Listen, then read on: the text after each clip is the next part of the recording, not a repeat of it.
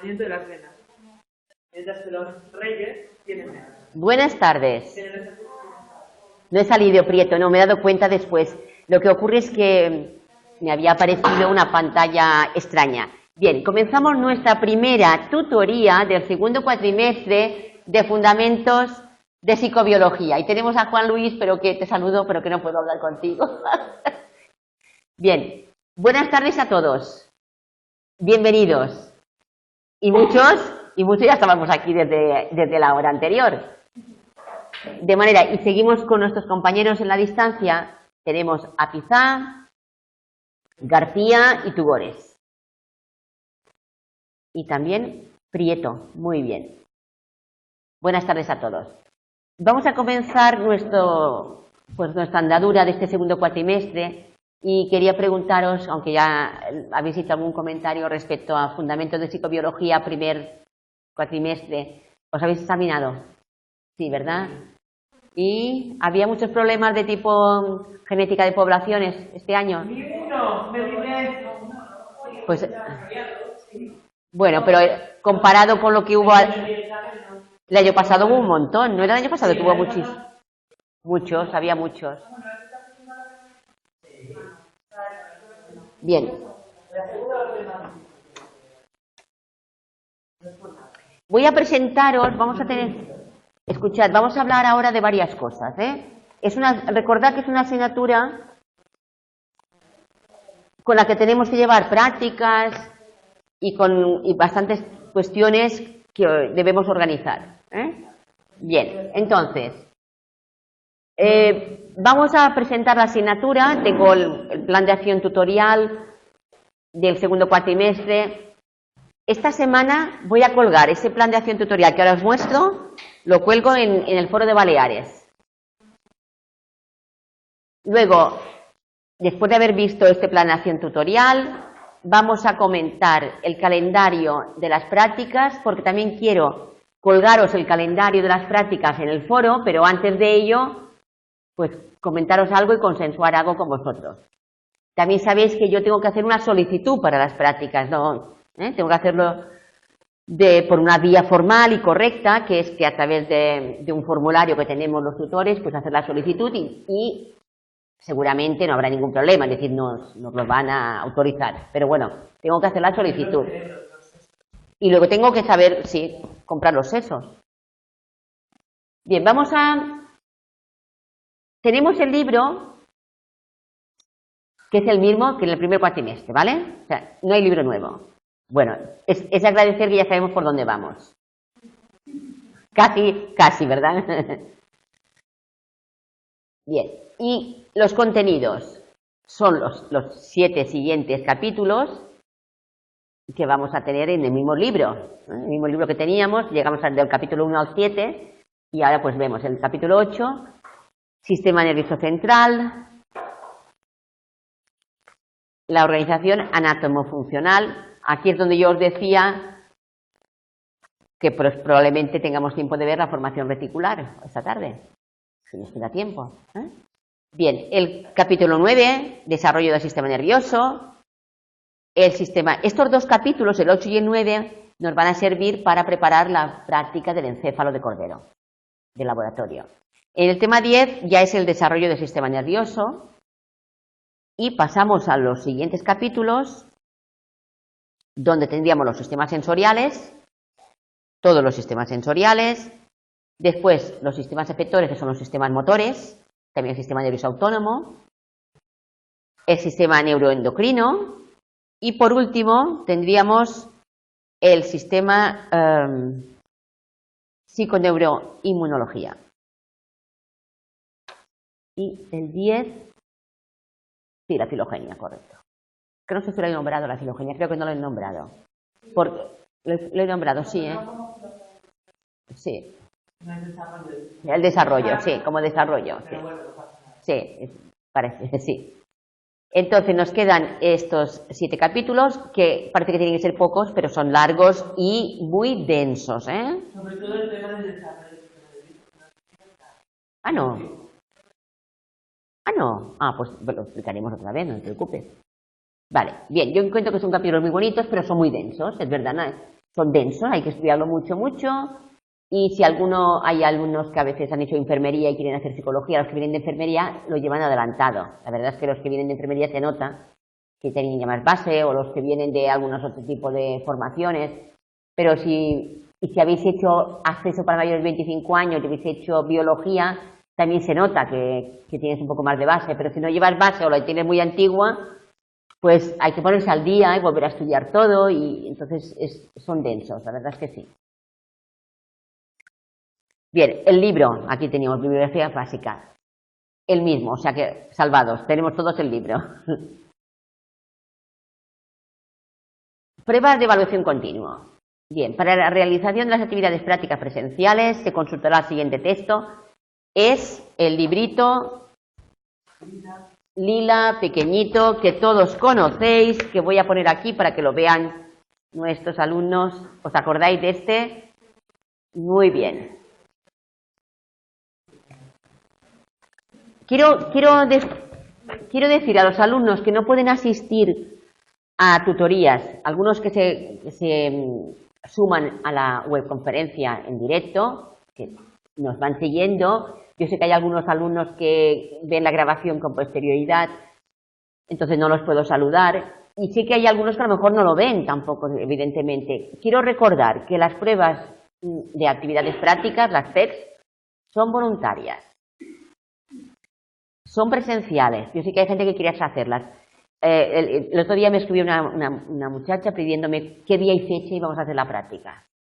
Todavía estamos en ello, pero yo quiero colgar el calendario lo antes posible para que la gente pueda organizarse. Entonces, por eso quiero oír la presentación, pero ya esta semana intentaré ya colgar los calendarios.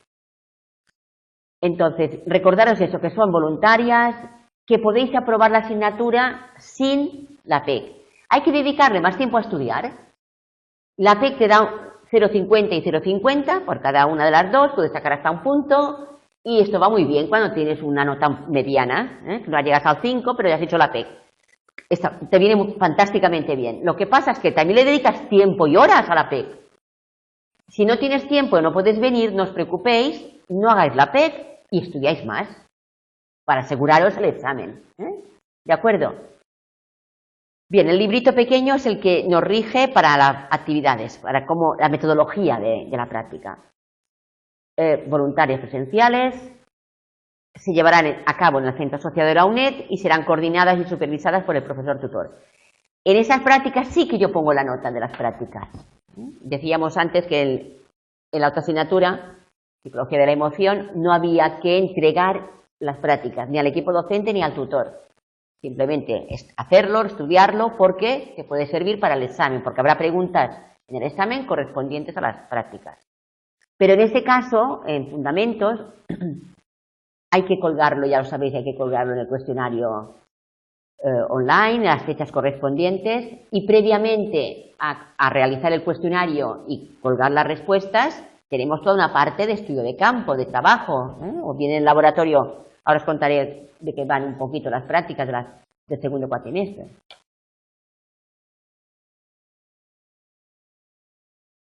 Bien, estas son las dos prácticas que tenemos para este año. Digo este año porque la que vemos aquí como número 4, el año pasado fue diferente. En el libro os daréis cuenta que tenemos 5 prácticas. En este libro. Los que lo tenéis, os daréis cuenta que tenemos 5 prácticas.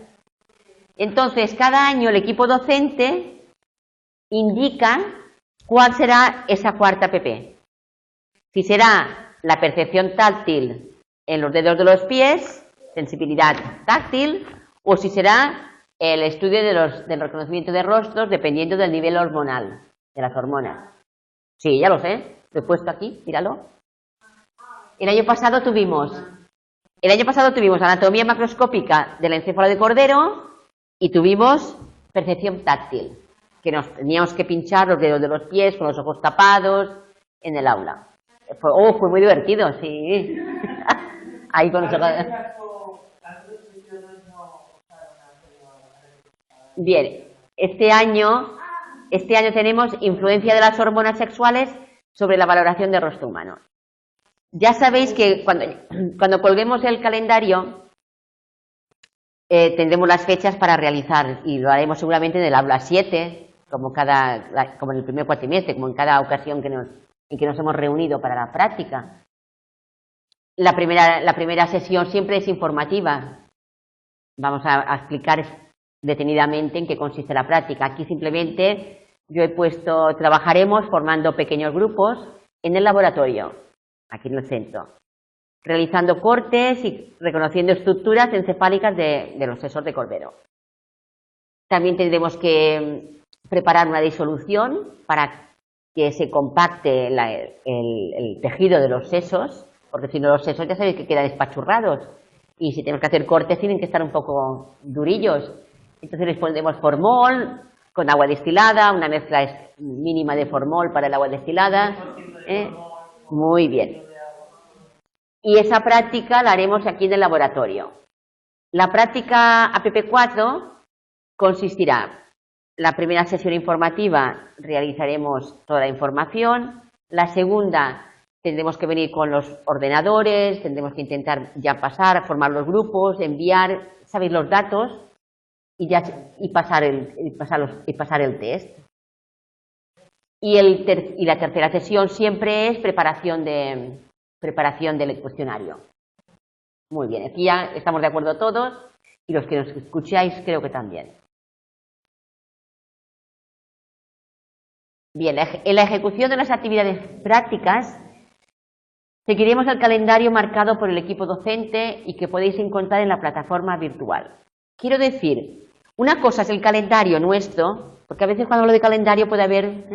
Mirad, una cosa es el plan de acción tutorial, que es una especie de resumen de lo que vamos a hacer en cada tutoría. A veces hemos modificado alguna tutoría por consenso, porque hemos dicho, bueno, pues en lugar de esto vamos a hacer prácticas, pero es una orientación, una temporalización de nuestra asignatura durante el segundo cuatrimestre.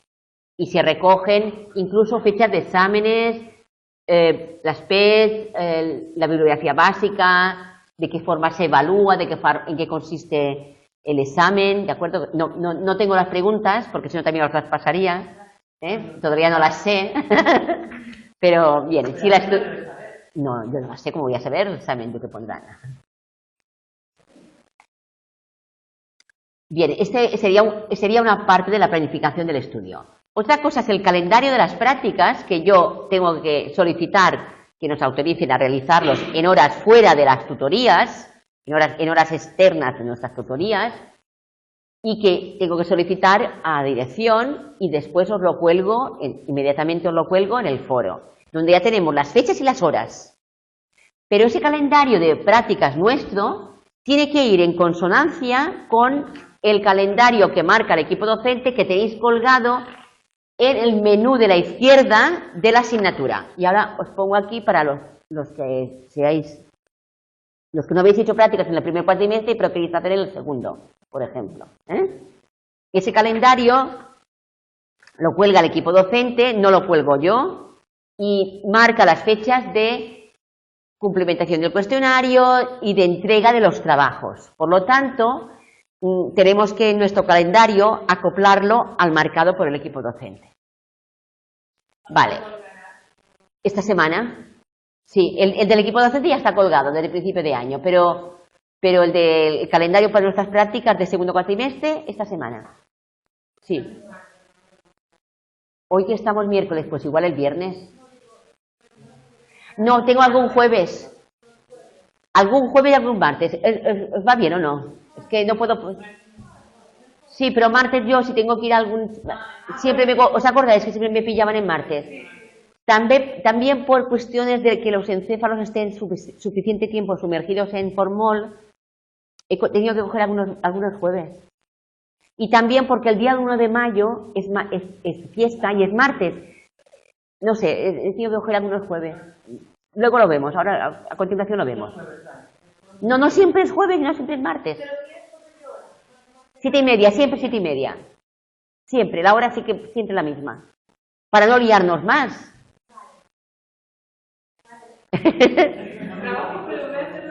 Ay, bien, para que las PEC sean evaluadas será requisito que el alumno realice todo completo la práctica. O sea, no vale hacer el cuestionario sin haber hecho las parte de toma de medidas, de pase de cuestionarios o del laboratorio, y tampoco vale, por ejemplo, venir al laboratorio y no hacer el cuestionario, que esto os doy mucha machaca, yo os lo recuerdo un montón, y siempre cada año hay algún alumno que a pesar de haber hecho la recogida de datos, el pase de cuestionarios, tablas enviadas al coordinador, y luego no hace el cuestionario, siempre hay algunos. Este año ha habido muchos menos que otros años, pero yo insisto bastante, siempre lo repito, porque para tener calificación hay que hacerlo completo. Sí, y es más fácil de llevar, Yo recuerdo el año que fuimos 300 y pico. A mí me iba fatal, de verdad. Estaba estresada. ¿En serio? ¿En serio que tu nivel de activación Multidimensional. Sí, con 300 alumnos y todo el mundo escribía acá. Bueno, no os cuento. Seguimos. En el laboratorio tuve 80 o algo así. Bueno, cuatro grupos tuve que hacer. Y encima hablan, explicación, el otro habla. Horrorosos. Bien, vamos a seguir. Había muy... Yo me volvía loca. Bien, la fase... Nos queda claro que hay que hacer las dos partes completas, la parte de práctica puramente dicha y la parte del cuestionario online que se abre, se nos autoriza a realizarlo durante una serie de días que lo marca el equipo docente. Las calificaciones correspondientes a las actividades prácticas irán incluidas en la corrección de los cuestionarios online, curso virtual, fechas marcadas por el equipo docente. Bien, ya sabéis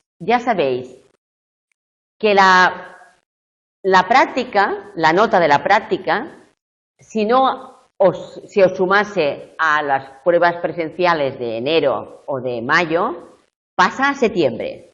O sea, la nota que tengáis en la práctica pasa a septiembre. Pero si tenéis que repetir el curso, no pasa al año que viene,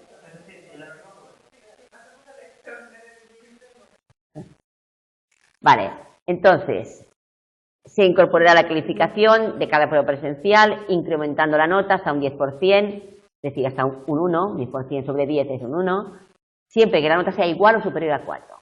Si sacáis un 3,8, no se os suma la nota de la PEC, porque aunque se os sume, no llegáis al 5. ¿Entendéis, No, en esto son muy drásticos, O sea, sí que es a partir de un 4, con lo cual... Y un 4 es un 4,00, no un 3,99. Exacto, un 4 es un 4. Un 4 no es un 3,9. ¿De acuerdo? Ay, por Dios. Los alumnos que no realicen las PECs también pueden alcanzar la calificación máxima de un 10. ¿Por qué? Porque pueden sacar un examen fabuloso. ¿De acuerdo? La nota mínima para aprobar es un 5. Y la nota mínima para hacer media entre los dos parciales es un 5, No un 4,6 ni un 3,9. Si no tenéis un 5 no os hacen media. Pero si no tienes 5 ni 5 hasta septiembre por los dos parciales. Si no tienes un 5 del primer parcial ni un 5 del segundo parcial, vas directamente a septiembre. Pero las prácticas, la puntuación de las prácticas se pasa a septiembre. Y en septiembre tienes dos exámenes, la del primer parcial y la del segundo parcial.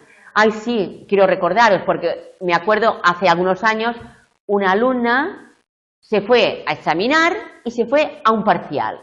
Bueno, se fue a un examen. A ver, ella creyó que se iba a un examen. Pero es que se examinó de una parte, no de la asignatura completa, y tenía que hacer la asignatura completa, con lo cual no tuvo nada. Te vas en septiembre al segundo. Si tú apruebas de los dos parciales los dos, ya no vas a septiembre, ya estás. Si tú apruebas uno sí y uno no, en septiembre vas al que tienes suspendido y la nota de la práctica se te suma. Si suspenden los dos, cuidado. Si suspenden los dos parciales y te has matriculado del curso completo, yo recomiendo que hagas una valoración de cómo estás en ese momento y del tiempo que tienes para estudiar. Porque a veces, quien mucho abarca, poco aprieta. Es decir, si tú te has matriculado en un curso completo y lo llevas todo a medias, todo lo tendrás a medias. Me explico, ¿verdad? ¿Me seguís? Quiero decir que si tú has suspendido los dos parciales con un 2, es que no te lo sabes. Porque si has suspendido con un 3,9, dices, hombre, o un 4,5, ¿verdad? Dices, me lo sabía, pero no me ha bastado. Pero si suspendes con un 1 o con un 2, dices, joder, es que no me lo sé, me tengo que estudiar todo. Si tú llevas 3 asignaturas, te preparas, vas a septiembre. Si tú llevas 5, 6, 7, no sé, las que sean, claro, hay gente que se matricula de todo. A ver, y luego no tiene tiempo para estudiar tanto. ¿Entendéis? Cuando uno tiene que ir a septiembre a los dos parciales, tienes que valorar la nota que has sacado y el tiempo que tienes para estudiar. Si has aprendido y... Vale. ¿De acuerdo? No, sí.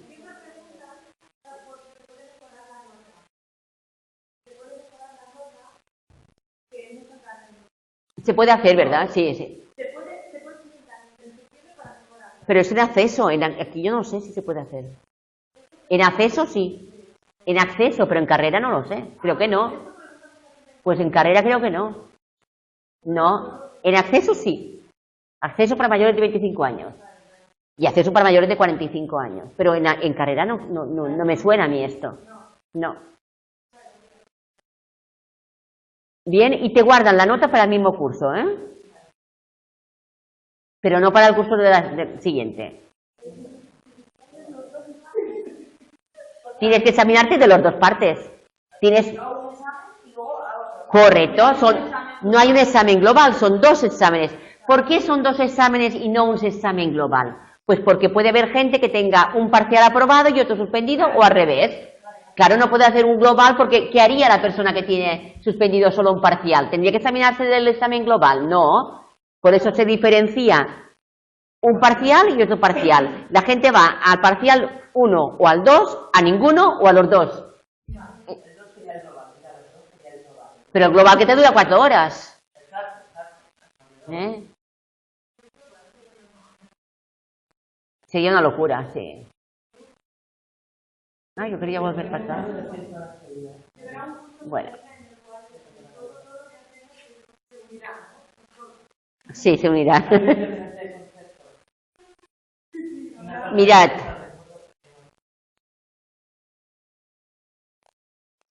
Y también os he colgado las fechas de los exámenes en el plan de acción tutorial. Lo que pasa es que tenéis que comprobarlo porque yo ahora lo he sacado de la información de la UNED, sede central, pero siempre eso es conveniente que se compruebe, ¿eh?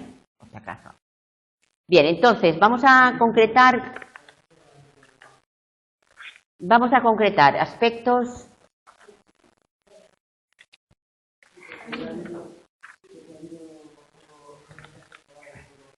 Bueno, me seguís un momentito, por favor.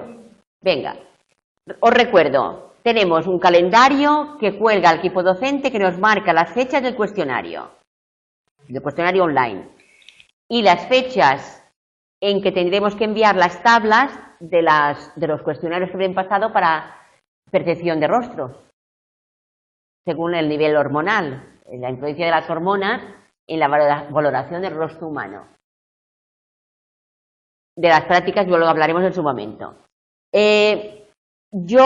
Necesitamos 3 horas de sesiones para la práctica P4 y 4 sesiones para la P3.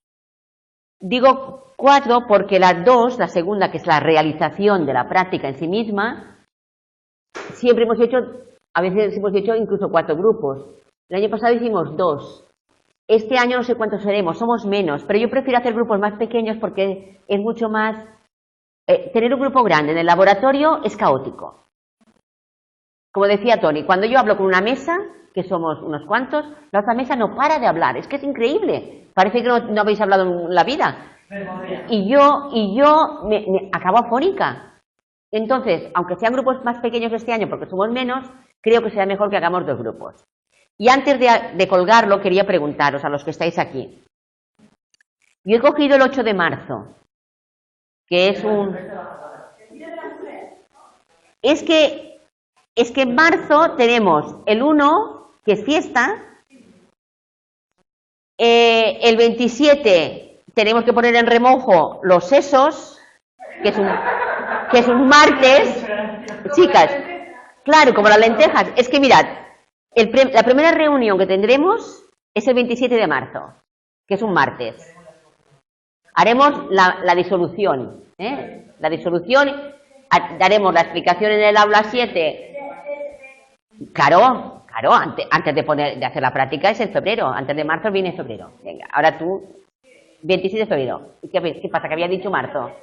Ah, bueno, pues 27 de febrero, sí, perdona. Bueno, cuando lo cuelgue está bien escrito, ¿eh? Y si hay alguna errata me lo decís. Vale, la primera reunión será el 27 de febrero, correcto, sí. 7:30, 27 de febrero, 7:30, aula 7. Información acerca de anatomía macroscópica del encéfalo de cordero. Pero además de la información, ese día yo tengo que traer ya los sesos. Y ya haremos la disolución. Entonces, yo este calendario lo voy a colgar esta semana, igual el viernes ya lo cuelgo, ¿eh? Pero yo os invito a que todos los que vengáis a hacer esa práctica vengáis el 27, porque ya tenemos que aprender a hacer la mezcla del agua destilada con el fórmul. El 27, martes. Información y preparación de la P3. Realización de la disolución y colocación de los encéfalos de cordero en la misma, en la disolución. Bueno, el punto 2 es la realización de la práctica. En el laboratorio hacemos los cortes, interpretamos cada una de las áreas, las zonas de los encéfalos, los diferentes cortes. Haremos 2 grupos, aunque seamos pocos en cada uno de los grupos, prefiero más que hagamos 2 grupos, que no un grupo con 30, que será un desastre. Aunque si somos 15 en cada grupo, pues mira, seremos menos que otros años y será más fácil entendernos. Yo no tendré que gritar tanto porque allí no tengo micrófono, ni me queda grabado y no me agotaré la garganta. Pero haremos 2 grupos. Escuchad, si cogemos el 8 de marzo, que es un jueves, que os he explicado, no cojo el 6 para que los encéfalos estén más tiempo en remojo y estén un poquito más duritos, porque si no puede que estén todavía rojos por dentro. Por eso he puesto jueves en lugar de martes, he cogido 2 días más. Sí, yo lo colgaré, ¿eh? Luego podéis imprimirlo. Escuchad una cosa, a ver, quiero preguntaros, cada sesión 2 horas.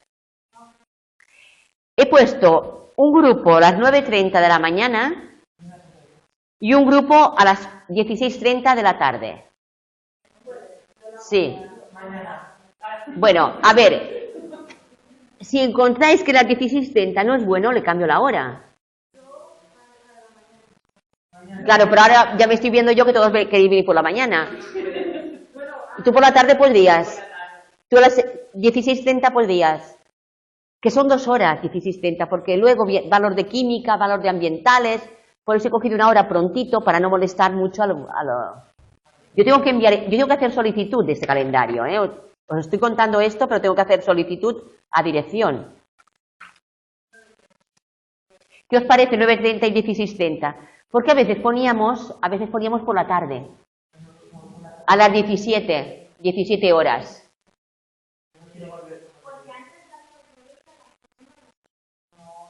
¿Cómo la segunda?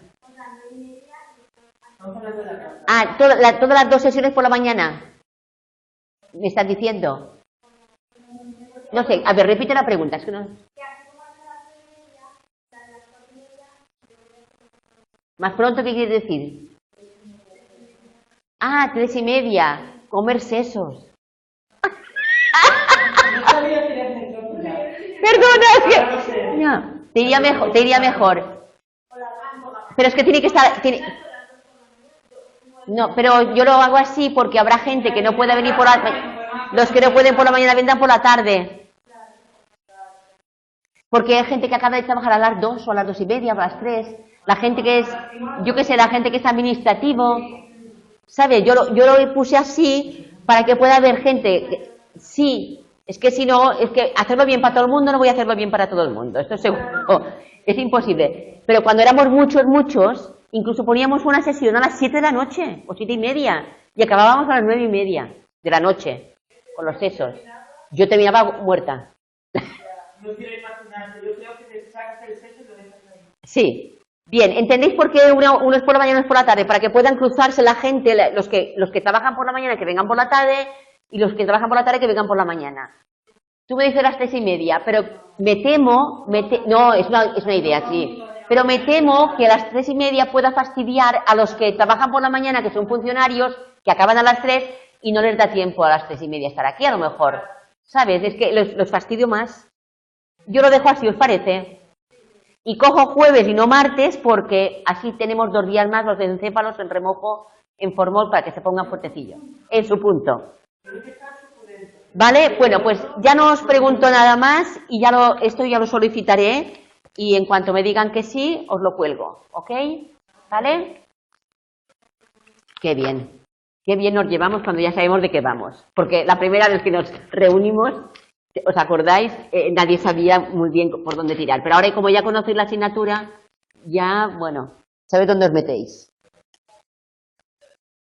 Sabéis dónde os metéis.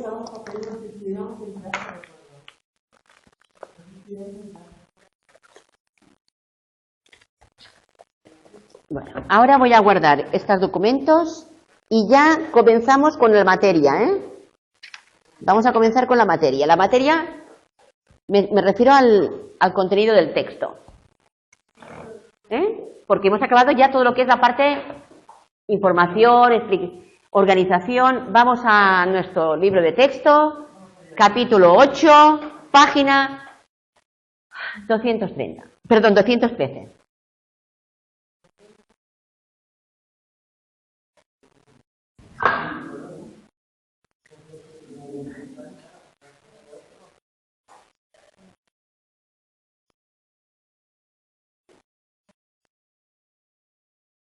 Bien, estamos página 213, capítulo 8. Empezamos con el sistema nervioso central y su organización. Y comenzamos viendo, claro, es un capítulo muy descriptivo. Es como si fuera una guía telefónica. A, B, C, y la guía telefónica sabéis que también va por orden alfabético. Entonces, habrá cosas que ya conocéis, vamos a ir repasando. Por ejemplo, sustancia gris, sustancia blanca. Vale, lo que denominamos sustancia gris, veréis cuando tengamos los encéfalos de cordero, que no son grises, son color crema. Pero bueno. Y ese color más oscurito lo dan los cuerpos neuronales, donde se localizan los cuerpos neuronales, las dendritas, axones cortos, interneuronas, se confiere ese color más oscurito, y se denomina sustancia gris. La sustancia que se denomina blanca la confieren la mielina, que es lo que da ese color blanquecino y que recubre los axones. ¿Y cuáles son las células que recubren? ¿Cómo se denominan las células? Los oligodendrocitos, Tony, muy bien, estás aprobado. Oligodendrocitos, ¿vale? Que recubren la mielina.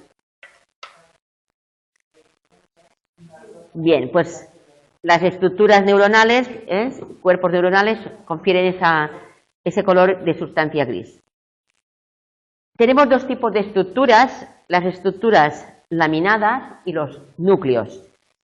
Denominamos estructuras laminadas a ese tipo de organización.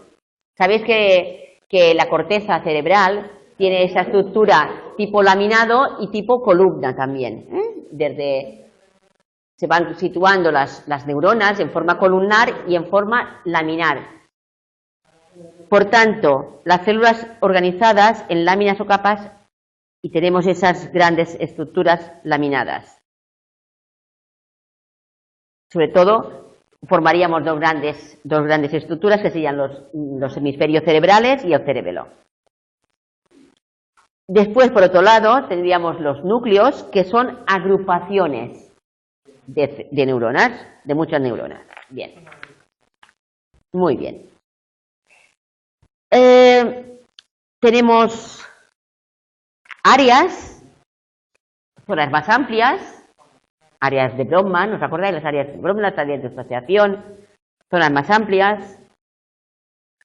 Hemos hablado de sustancia gris. Sustancia blanca también hemos hablado un poco de ello, sería esa neurona, esa mielina que envuelve los axones de la neurona y que esa mielina tiene ese colorido más blanquecino, que también sabemos ya la diferencia entre conducta saltatoria, que sería propia de las neuronas mielinizadas, y no saltatoria, que es típico de los axones no mielinizados, típicos como por ejemplo del calamar gigante que teníamos el modelo. Diferentes tipos de vías nerviosas, por ejemplo, tenemos los tractos, a veces hablamos de tracto, agrupación de axones que se originan en el mismo lugar y que van hacia cierto mismo lugar. Se originan en el mismo lugar, van hacia el mismo lugar. Luego tenemos haz o fascículo, que pueden proceder de diferentes estructuras y pueden ir a diferentes destinos. Y luego las comisuras, como la comisura central entre los dos hemisferios, cuerpo calloso, que tiene múltiples axones y intercomunicaciones, intercomunicación, porque tiene una continua y constante comunicación entre los dos hemisferios. Cruzan la línea de esa comisura. Bueno, el tubo que alberga una mariposa, el tubo se está refiriendo al tubo neural. Dentro de la columna vertebral tenemos el canal neural y pasa a un sistema nervioso central. La médula forma parte del sistema nervioso central. También tenemos sustancia gris, sustancia blanca. Por eso dice que alberga una mariposa, porque tiene una formita así como de mariposa. Y tened en cuenta una cosa, en las zonas torácicas y las zonas lumbares se amplía el canal, con lo cual, por eso la médula es más amplia también, y por eso las mariposas no se ve igual en todas las zonas. Página 215. Ay, me estoy quedando afónica. Página 215, ¿de acuerdo? Tenéis la figura 8.2, donde tenéis todos estos apartados, los cervicales, torácicos, lumbares y el núcleo, el cocígeo. El cocígeo es el coxis.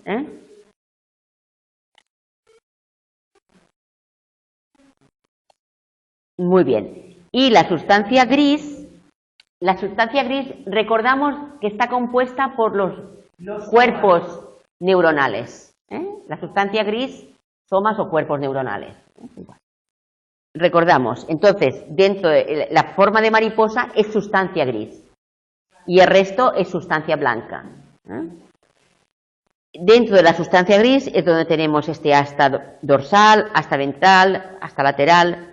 Y recordamos que los segmentos torácicos y lumbares son más amplios. ¿De acuerdo? Seguimos. Figura 8.4. Tenéis unas figuras con una gran cantidad de nombres, que ahora aquí en ese momento es imposible de recordar. Yo os diría que os fijéis mejor en las columnas dorsales, ventrales, sí saber qué tipo de vías cruzan esas zonas, esas áreas, pero como aquí estamos hablando de tractos motores, por ejemplo, lo veréis mejor en los sistemas motores, que tenemos un esquema mucho más amplio y más fácil de memorizar, como aquí. Bien, sí deciros también qué tipo de neuronas tendríamos en la médula espinal. En la médula espinal tenemos 3 zonas de sustancia gris, donde hay agrupaciones de diferentes tipos de neuronas, ¿verdad? Tenemos interneuronas y también tenemos neuronas de proyección. Bien, estas interneuronas no salen de la médula espinal. Las interneuronas tendríamos las neuronas segmentales, interneuronas comisurales y las propioespinales. Bien, las segmentales están a nivel del mismo segmento. Las comisurales pueden cruzar la comisura y las propioespinales pueden saltar de segmento a otros segmentos pero sin salir del sistema medular. Y luego las neuronas de proyección son las que tienen proyección central o periférica. Exacto, las de proyección, son las que tienen proyección central o periférica, ¿de acuerdo? Entonces, volviendo al texto de la página 217, en la primera columna veis que tenéis interneuronas, vale, pequeñas neuronas locales que actúan en eslabones intermedios. Tenéis las segmentales, las comisurales y las propioespinales, ¿de acuerdo? Bien. Asta dorsal, parte medial y o zona intermedia. Las zonas dorsales, las zonas dorsales llevan información sensorial. Las zonas ventrales llevan información motora, efectora. Las zonas laterales llevan información visceral. Hay casos en que se mezclan, Vamos a verlo. Bien, hemos quedado en que los tractos propioespinales pueden ir de un segmento a otro, pero no salen del sistema medular. Las neuronas de proyección central son funcionalmente neuronas sensoriales, o sea, todas aquellas informaciones que vienen de nuestros sistemas sensoriales pasan por la médula, tanto si, bueno, tacto, dolor, bueno, si es gusto ya no pasa, pero todo lo que sea de cuello para abajo, todo lo que sea cuello para abajo, de información, la información aferente, la subida, lo que nos llega, aferencia, que pasa por la médula, pasa por las astas dorsales.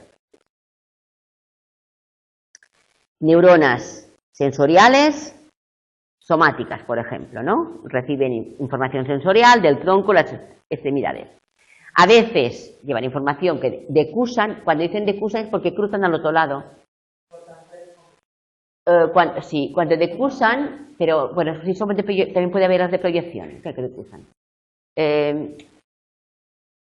Igual que con los efectores, cuando habla de contralateral o ipsilateral, ¿esto lo habéis estudiado ya? Contralateral o ipsilateral. Ipsilateral es el mismo lado. Contralateral en algún lado cruzan, por tanto decusan también. Son palabras que tenéis que ir aprendiendo y es lo mismo, significa lo mismo. Es una cosa, el lado izquierdo del cerebro contra la parte derecha. Claro, entonces decusan. Pero para que entendáis, cuando digo decusan, también os digo, sobre todo aquí, porque a mí me sería súpermente difícil estudiar un idioma que no es mi lengua materna, quiero decir, y tú estás haciendo una obra maravillosa. Yo conozco muchos alumnos, bueno, y se han licenciado, y conozco... No, pero me refiero al lenguaje, no lo digo por lo digo por el lenguaje. Yo recuerdo, no me verá, pero bueno, Anne, una alemana, que se licenció, se graduó en psicología por la UNED hace 3 años, Anne. Y ella era alemana, perdón, creo que era rusa, nacida rusa, de adolescente o de pequeñita Alemania, y aquí ya de adulta, o sea, ella hablaba con un acento alemán porque se había criado en Alemania. Sí, potente, pero dominar un idioma a un nivel académico importante. ¿Tú qué idioma es tu lengua materna? El inglés. Pues también tiene mucho mérito que cambies. Qué bien, mira, tú puedes coger el inglés como optativa. tienes 6 créditos asegurados. ¡Qué guay! Venga, por favor, Tony. No lo sé, pregúntalo. Tony, ahora me pidas por convalidaciones a mí, por favor. Bien, columnas dorsales, claro, sensorial, información sensorial. Columnas blancas, dorsales, pasa todas los tractos mielinizados. Parte medial de la zona intermedia se agrupan las neuronas sensoriales viscerales. O sea, la información visceral por las astas mediales. Por las astas mediales o laterales. Bien. Luego tenemos las astas ventrales y laterales, donde también tenemos neuronas de proyección periférica y también de proyección. Y aquí tendríamos funcionalmente motoras, os he dicho que todas las ventrales son motoras, y que también tendríamos somáticas, somáticas, motoras, somáticas, ventrales y laterales. También en las astas laterales tendríamos neuronas con información de tipo motor, visceral, sistema nervioso autónomo. Entonces, recordemos dorsales sensoriales, ventrales motoras, viscerales en zonas mediales o laterales. ¿Bien? Luego, el troncoencéfalo es ese trozo que está compuesto entre el bulbo raquídeo, el puente y el mesencéfalo. Ese trozo que nos quedaría aquí detrás, donde el cerebelo va apoyado encima de un trozo del troncoencéfalo. Cuando nos hacen cortes transversales, que los vemos en fotos, tenemos siempre que situarnos. La zona dorsal se le denomina techo, la zona media le llaman tegmento y la zona ventral le llaman base. Bien, me estoy refiriendo cuando se hacen cortes a nivel de troncoencéfalo para que veáis cortes transversales, pues que os hagáis la idea si hablan del techo, el tegmento, la base, es como si dijeran dorsales, intermedias, ventrales, ¿de acuerdo? Os hacéis una composición geográfica. Tegmento, sí, perdón, tegmento, dicho tegmento. Techo, tegmento y base. Como si fuera dorsal, intermedio y ventral, ¿de acuerdo? ¿Cómo podéis conocer, si os ponen un dibujo en una gráfica, si este troncoencéfalo lo muestran en perspectiva dorsal o en perspectiva ventral? Pues lo veréis mejor cuando hagáis la práctica de laboratorio. Pero, por ejemplo, la figura 8.5 es dorsal. ¿Cómo sé yo que es dorsal? Bueno, porque yo veo 4 colículos y los colículos solo se ven desde la posición dorsal. Porque aquí tenéis la vénula, que es esa campanita que cuelga, la glándula pineal es el circulito central, y los colículos son los cuatro garbancitos que tenéis aquí. Colículos superiores, colículos inferiores. Bien, en esta zona tenéis el troncoencéfalo, acumula un montón de activación, de aquí que venía el nombre de activación reticular. Porque tiene vías de tipo somático y de tipo sensorial que suben desde la médula espinal por las columnas dorsales. Luego tenemos, en las zonas ventrales, también tendremos vías que son motoras, que van hacia el sistema muscular, motor. Luego tenemos los núcleos de Rafe, que son estos de color naranja. Y luego tenéis la formación reticular, que son de color verde. Cuando hagáis la práctica de laboratorio, por favor, no veréis ningún color. Ni verde, ni naranja, ni rojo, todos igual, de mismo tono. Claro, los colores los ponen para que sea didáctico, para que veáis diferentes funciones. Pero cuando tengáis el seso en la mano diréis, ¿y aquí qué hay? No veo nada. Porque no hay colorines, en nuestro encéfalo no hay colorines, ¿de acuerdo? ¿Lo entendéis, verdad? Bien. Las neuronas de los núcleos craneales también están en el troncoencéfalo. Y emiten y reciben fibras de los pares craneales. ¿Qué más? Sensoriales somáticos. Núcleos sensoriales somáticos reciben información sensorial desde todos nuestros órganos sensoriales y lo conducen hasta el sistema nervioso central, hacia el tálamo. Y en el tálamo hay un núcleo de relevo. El olfato es el único sentido sensorial que puede ir directamente al córtex sin hacer relevo en el tálamo. El olfato. Sensoriales somáticos. Sensorial visceral, también información visceral del sistema nervioso autónomo que también accede a nuestro sistema nervioso central. Todo lo que es sensorial, sensorial visceral, sensorial somático, vías dorsales. Motores somáticos, motores viscerales, ventrales y laterales. ¿De acuerdo? ¿Os acordáis de las vías? Bueno, tenemos formación reticular. La formación reticular está compuesta por montones de neuronas, muchos núcleos, grupos de neuronas, con límites más o menos definidos. Interneuronas, habíamos hablado de que están en el mismo segmento, segmentales, comisurales, finales, ¿os acordáis de las interneuronas? Son las que actúan como intermediarios. Y las neuronas de proyección son las que envían su información hacia periférico o hacia central. Bueno, entonces luego tenéis las figuras 8.7, 8.8, 8.9, donde tenéis el bulbo raquídeo, el puente y el mesencéfalo. Son las tres partes que componen el tronco del encéfalo. ¿Tenéis el dibujito pequeño que es dorsal o ventral? El tronco encéfalo que veis en el dibujito pequeño. Sí, el chiquitito, que lo veis en más. De todos, 8.7, 8.8, 8.9. Tenéis el mismo dibujo. Es ventral. No tenéis los colículos. No tenéis los colículos. ¿Qué tenéis aquí? Claro, no son los colículos. No hay cuatro. Aquí tenéis el hipotálamo, que es el central arriba, el coordinador y los cuerpos mamilares, que tienen que ver con la memoria, que son dos bolitas. Cuerpos mamilares. Con la memoria, tienen relación con la memoria. Hipocampo, sí, pero hay otras funciones también, hay otras áreas, no solamente el hipocampo. Tienes otras áreas también. Y sobre todo el hipocampo tiene neuronas de lugar, y tiene una función de intermediario en cuanto a la memoria a largo plazo. Memoria de lugar, es especialista en memoria de lugar. Bien, dejamos esto. Núcleos y tractos característicos de cada división.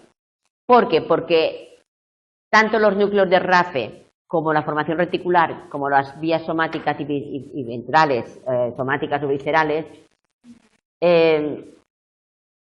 son propias de todo el tronco encéfalo. Sin embargo, hay estructuras que son propias de cada uno de esos apartados. Y aquí os recuerdo que tendríais que hacer un esquema, por ejemplo, porque en el bulbo raquídeo, por ejemplo, es la parte más ventral, y más caudal, más hacia abajo, más ventral y más caudal.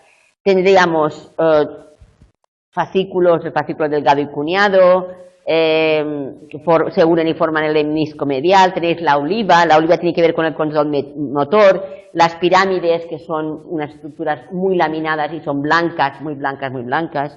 Luego en el puente, que está en la zona medial, en medio tendremos el locus ceruleus. Recordáis que el locus ceruleus sintetiza noradrenalina, los núcleos frontinos, y en el mesencéfalo, por ejemplo, es donde tenemos los colículos, los superiores y los inferiores. El mesencéfalo es la zona más rostral, más hacia arriba del rostro.